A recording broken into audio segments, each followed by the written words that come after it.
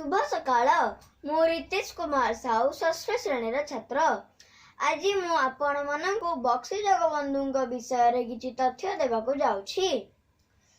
अनेक ओडिया वीर निजर मातृभूमि को विदेशी कबलरू रक्षा करिवा पई निजर प्राणबलि देबाकु कदापि पछघुंचा देई नथिले। सेमानक मध्यरु बक्सी जगबंधु जणे खूब प्रभावशाली वीर थिले।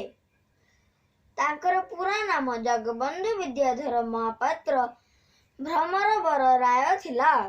तांकर जन्म 1773 मसीहा रे होइथिला।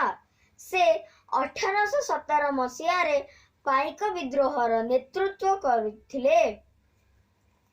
एही पाइक विद्रोह ठारू ही भारत रे स्वाधीनता संग्रामर शंखनाद होइथिला। जदियो पाइक सेना एही युद्ध रे हारी जाइथिले तथापि सेमाने इंग्रेज मानक शक्ति ओ मनोबल को एक शक्त धक्का देइथिले। एही पाइक विद्रोह भारत रे प्रथम स्वाधीनता संग्राम और बक्सी जगबंधु ओडिशार प्रथम स्वाधीनता संग्रामी। से खोर्धा राजांकर सेनापति थिले। बक्सीर अर्थ कमांडर। तांकर पूर्व पुरुष माने खोर्धा राजांको ठारू बक्सी आख्या करिथिले।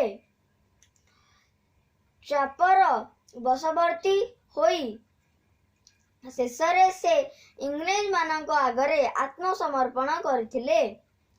1829 मसीहा जनवरी 24 रे एही वीर पुरुष शेष निश्वास त्याग करथिले।